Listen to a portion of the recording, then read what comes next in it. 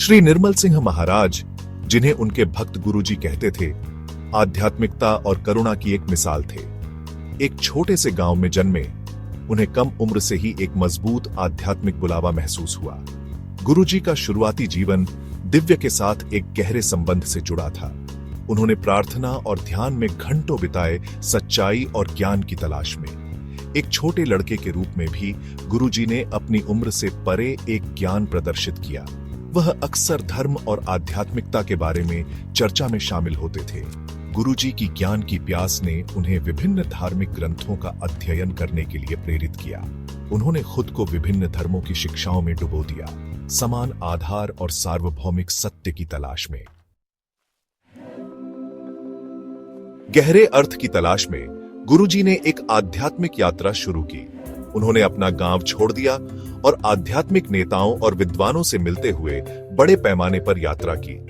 उनकी यात्रा उन्हें दिल्ली के व्यस्त शहर में ले आई। यहीं पर गुरुजी ने बसने और अपना ज्ञान दूसरों के साथ साझा करने का फैसला किया।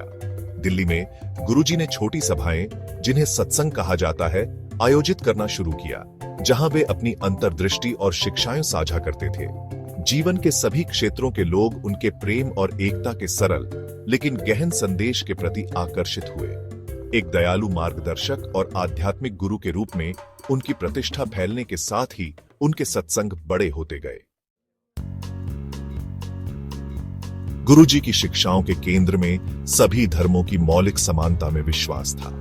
उन्होंने सभी धर्मों का सम्मान करने और मानवता को एकजुट करने वाले साझा मूल्यों को पहचानने के महत्व पर जोर दिया। गुरुजी ने सिखाया कि करुणा और दया आध्यात्मिक जीवन की आधारशिला है। उन्होंने अपने भक्तों को उनकी पृष्ठभूमि या विश्वासों की परवाह किए बिना जरूरतमंद लोगों की मदद करने के लिए प्रोत्साहित किया। लोग अपनी समस्याओं के साथ गुरुजी के पास जाते और उनका मार्गदर्शन चाहते। उनके पास उनकी परेशानियों को समझने और व्यावहारिक समाधान प्रदान करने की एक अनोखी क्षमता थी।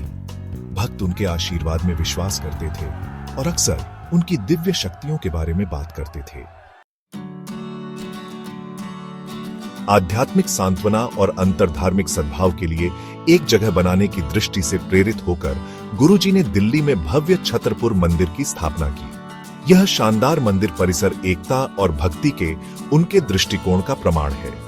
यह सभी धर्मों के लोगों का स्वागत करता है, प्रार्थना और चिंतन के लिए एक शांत स्थान प्रदान करता है। गुरुजी ने अपना भौतिक रूप छोड़ दिया और 31 अक्टूबर 2007 को महासमाधि प्राप्त की। उनका निधन उनके भक्तों के लिए गहरे दुख का क्षण था। हालांकि उनकी शिक्षाएं लाखों लोगों का मार्गदर्शन और प्रेरणा देती रहती हैं। छतरपुर मंदिर उनकी विरासत का प्रतीक बना हुआ है।